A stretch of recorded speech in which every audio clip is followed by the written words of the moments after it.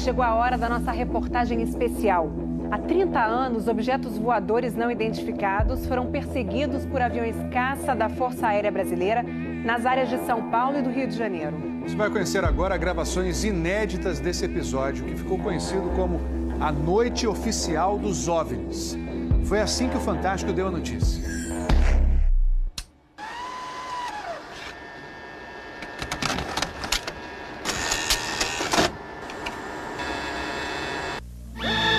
Esta semana, altas autoridades militares do Brasil admitiram publicamente pela primeira vez ter visto objetos voadores não identificados, os OVNIs. O próprio ministro da Aeronáutica, Brigadeiro Moreira Lima, deu a entrevista para informar que pilotos das bases de Santa Cruz, no Rio de Janeiro, e de Anápolis, em Goiás, chegaram até a perseguir e a ser perseguidos pelos objetos voadores não identificados na região de São José dos Campos, sobre o Vale do Paraíba, e trechos do estado do Rio de Janeiro. Eram 21 OVNIs, segundo os militares, que ficaram mais de 3 horas sobrevoando o território brasileiro na noite de segunda e madrugada de terça-feira. Toda vez que é detectado algum objeto não identificado, evidentemente há um processo bastante eficiente de verificar se foi alguma aeronave que está voando sem um plano de voo aprovado, etc. Mas quando se comprova que é algo diferente, as aeronaves então são acionadas. O que ocorreu foi que os radares detectaram vários objetos não identificados. Veja agora, minuto a minuto, o que aconteceu naquele 19 de maio. Às 8h30 da noite, um ponto luminoso é avistado pelo controlador de tráfego aéreo na torre do aeroporto de São José dos Campos, São Paulo. Um avião Xingu da Embraer se aproxima para pouso e o controlador pergunta ao comandante: "Você está vendo o ponto luminoso?" O Xingu confirma o avistamento, muda a rota e tenta se aproximar do OVNI. Quem estava no comando do avião era o coronel Osiris Silva, que voltava de Brasília depois de tomar posse como presidente da Petrobras. Eu vi um objeto luminoso no espaço, parecia um astro normal. Eu voei na direção dele e após 5, 6 minutos de voo, fiquei com a impressão de que ele começou a esmaecer, a perder a intensidade e o brilho. 9h14 da noite. O controle de radar de São Paulo registra sinais sem identificação. 9h20. O controle aéreo em Brasília confirma a presença de objetos voadores não identificados. 10h23. O primeiro jato F-5 decola da base aérea de Santa Cruz, no Rio de Janeiro. Ele carrega armamento de guerra pronto para ser acionado. 10h45. O radar da base aérea de Anápolis, em Goiás, detecta sinais no radar. Um Mirage também armado decola em busca dos OVNIs. 11h15 da noite. O piloto do primeiro F-5 a entrar em ação avista um ponto luminoso e começa a perseguir o objeto voador não identificado. Nosso objetivo justamente era esse, se aproximar e identificar. Nós não conseguimos nem nos aproximar, muito menos identificar. 11h17. Mais um Mirage decola da base de Anápolis para perseguir os objetos. 11h20. O caça F-5 recebe pela primeira vez um sinal no radar de bordo confirmando a presença do objeto não identificado à sua frente. 11h36. O terceiro Mirage sai da base de Anápolis, mas não consegue contato visual com os OVNIs. Naquela noite, 5 jatos da Força Aérea foram acionados e retornaram sem conseguir se aproximar dos objetos. Os radares do Sindacta, em Brasília, registraram um total de 21 sinais desconhecidos no céu do Brasil. O grande personagem dessa história foi o controlador de voo que estava na torre de São José dos Campos. O sargento Sérgio Mota da Silva, que aparece nessa foto tirada na torre de São José poucos dias depois do incidente, foi quem deu o primeiro alerta sobre OVNIs.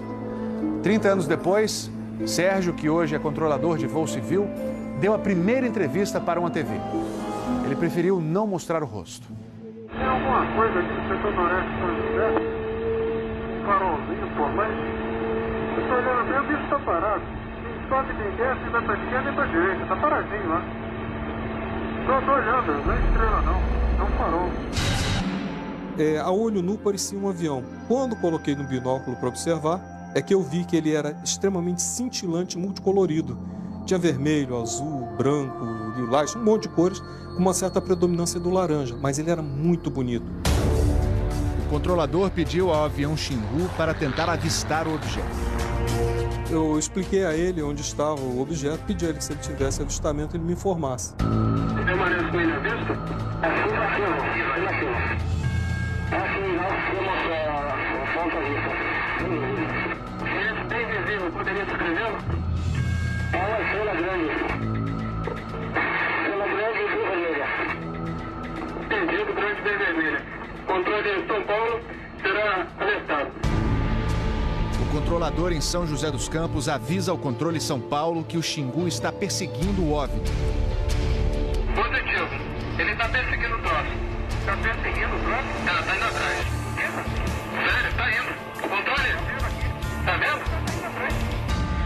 Próximo de São Paulo, já da região do radar, esse objeto simplesmente desapareceu do radar. O Xingu também perdeu contato visual com ele. O avião Xingu abandonou a perseguição e pousou em São José dos Campos. Pouco depois, o controlador da Torre de São José alertou o controle São Paulo. Outros OVNIs estavam aparecendo no céu. Estou vendo 3 agora. São 3 luzes. Mas parecem estrelas. Mas o radar não pega estrelas. O que é isso? Você observa alguma mudança de cor, alguma coisa? Hoje inteiro. Rapaz, eu não sei. Pra mim, o olho aqui tá parecendo uma estrela. Mas só que muda de cor bonito, rapaz. Tá vermelho, amarelo, branco. Tá dando um monte de coisa. Pô, tão barato isso aqui. Deve ter uns caras por aqui já pelas contas que eu tô fazendo aqui. Ainda bem que vocês estão vendo também. Senão eu ia pensar que eu tô ficando doido. Porra, rapaz. Tô arrepiado, meu irmão. Só 2 pontos brancos afastados mais baixos. Estão entrando no alinhamento da pista. Além da cidade. Tem 2 altos aqui no alinhamento da pista e tem mais uns 2 ou 3 embaixo, do outro baixo agora. Continuam se movimentando. Coisa linda, meu irmão. Pô, tá ficando bom esse negócio, viu? Tá ficando bom. O controlador Sérgio Mota da Silva faz uma revelação surpreendente. Ele tentou fazer contato com os OVNIs usando as luzes de balizamento da pista de pouso. Se eu aumentava o brilho do balizamento das luzes do balizamento, aliás, eles se afastavam. E se eu diminuía a intensidade das luzes do balizamento, eles se aproximavam. Pareciam responder de modo inteligente aos sinais que eu fazia com as luzes da pista de pouso e decolagem. O controlador Sérgio fala com o controle aéreo em Brasília. Fala, Brasília. Brasília? Boa noite, bem-vindo ao Festival dos Discos Voadores. É uma loucura isso aqui, cara. Pô, os que eu pude ver mudavam de cor o tempo todo. Vermelho, amarelo, azul, lilás, aquele festival de cores. As ocorrências terminaram já perto do nascer do dia, lá pelas 4 e pouco, 5 horas da manhã. Os últimos objetos foram vistos. Como é que tá a situação aí? Pô, rapaz, isso aqui foi um festival. E agora, como é que tá? Agora eu não cheguei a ver mais não. Não. Você não informa nada. Positivo. Mas você não viu nada, não sabe de nada. Positivo. O Fantástico também teve acesso às gravações das conversas entre os pilotos e a defesa aérea. Um desses pilotos era o capitão Armindo de Souza Viriato. Veja agora como foi que ele perseguiu um OVNI com armamento pronto para ser usado. Eu tenho contato. Confirme? Estou em contato. Prossiga nesse contato, caçador. 7. Caçador passando a rojão. 7. Caçador passando a rojão. No código dos pilotos, isso quer dizer que o caçador, o avião caça, entrou na situação rojão. O míssil está pronto para disparar. Prossiga nesse contato. Bom, tem Judite agora. 7. Judite significa que o alvo está no radar. Ou seja, o piloto pode atirar se for autorizado pela defesa aérea.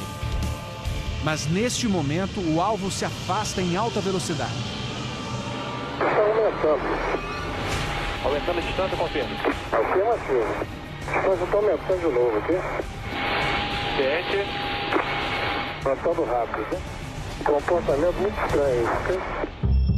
O capitão Viriato falou sobre a incrível velocidade dos OVNIs numa entrevista ao Fantástico. Essa aceleração, o radar de Brasília chegou a pegar na época de defesa aérea, deu aproximadamente Mach 15.